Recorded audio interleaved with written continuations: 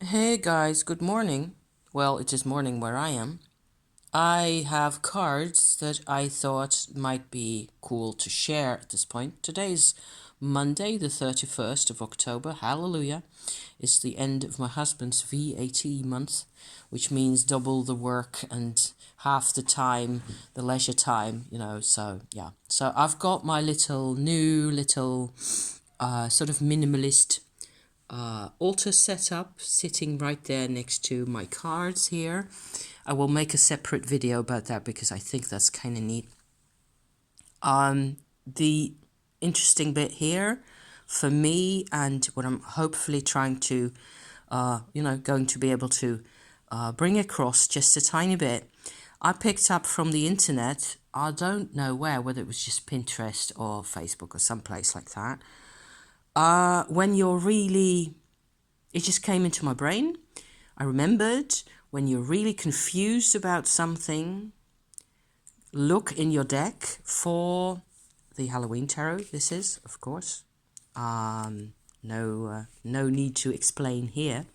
For the death card, and then look at the cards sitting on either side of it after you've shuffled and so on. So I picked out my death card. And I have confusion at the moment regarding a sort of a pattern. It has everything to do with my last week's stellium videos and my general pattern in the background with people. I have huge issues with some types of people where I just don't know what to do, really. I don't know what to do. So how can I put this? What happens is that people have, maybe this is really very generally recognizable or relatable for people. There's people around, and maybe it's also a relative thing that it happens towards some people and in some relationships and not in all of them. But there's people where there's just some kind of a emptiness inside them. And when you have to deal with the, let's say, for just to have a word for that, the empty person in that particular respect, there's expectations. You're made to be whatever the emptiness is about for them. And it just doesn't work. Or for me, at least at the moment, I notice on and on and on the whole time that it doesn't work. And this is not about my marriage, it's just somebody else.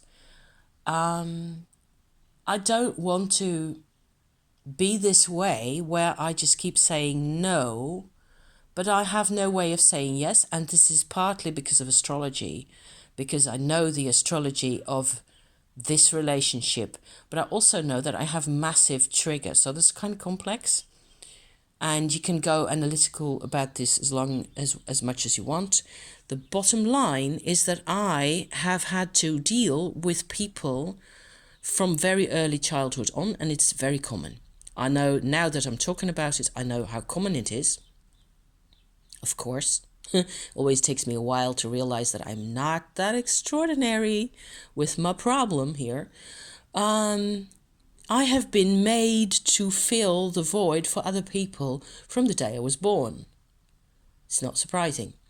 So I have issues with that. I have a lot of personal, I think, richness in lots of parts of my life, but I do not have the same astrological disposition as those people have or used to have in the past.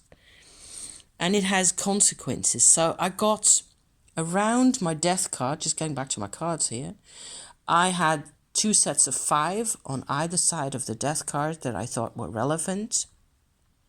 And I was just pushing them around on my cloth here.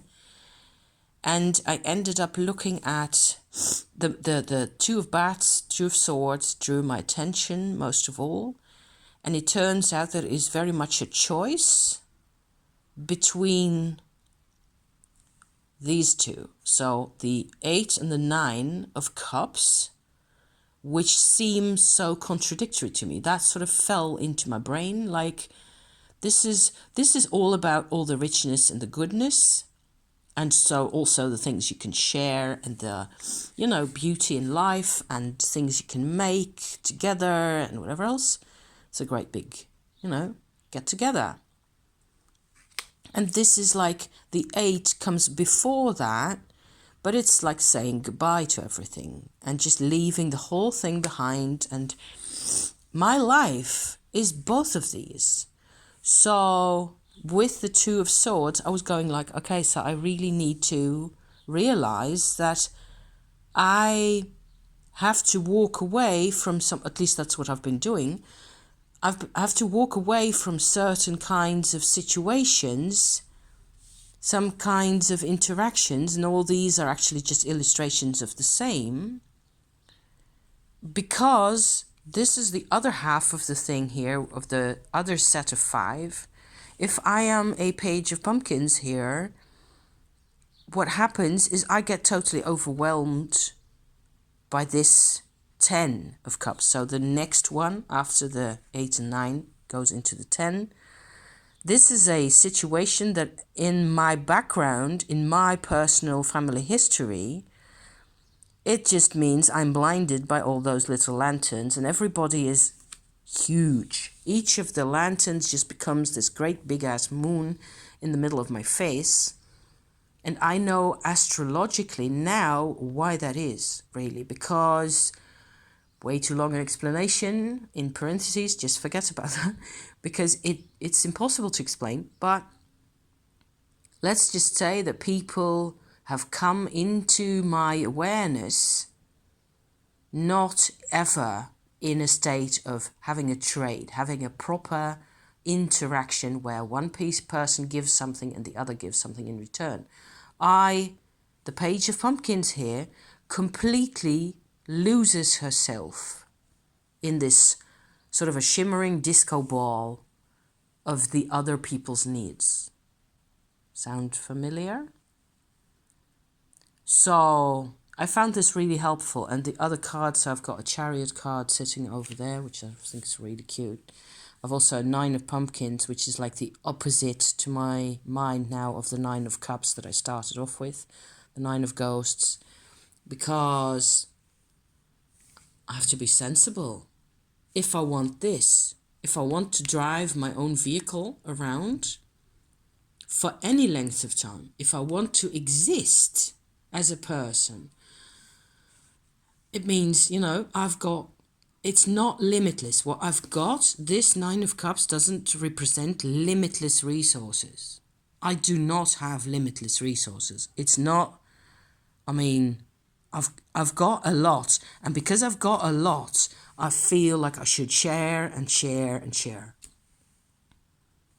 And it just happens when I'm in a conversation with those types of people, I get dragged into their consciousness, and boom, I'm in the disco ball again, and I'm overwhelmed. That is how it has always been. This is my situation. I forget myself.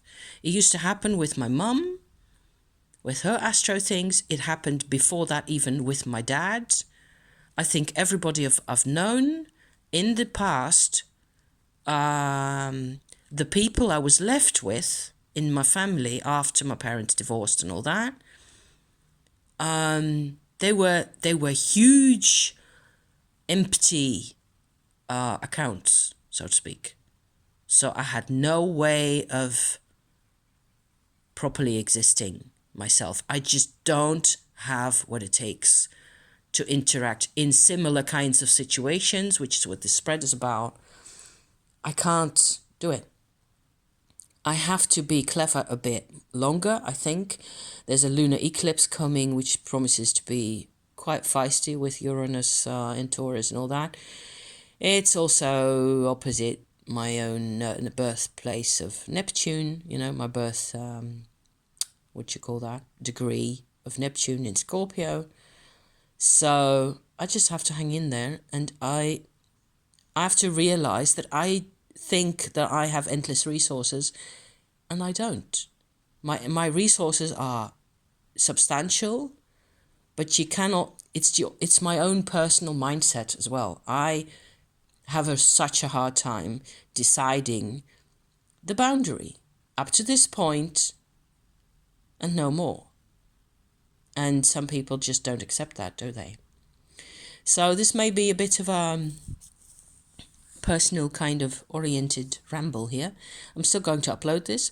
Thank you for watching. I hope you have a nice Halloween, day today. I hope you do something that's funny or interesting or, ultra dimensional, so to speak. I will, show you my altar setup also relatively soon-ish. And just hang in there and it'll all pass. Everything passes eventually. So we just have to keep track of where our real resources are and what makes us capable of facing another day properly in the way that we want. Okay? So thank you for watching, you guys. Love you to pieces. See you next time. Ciao for now.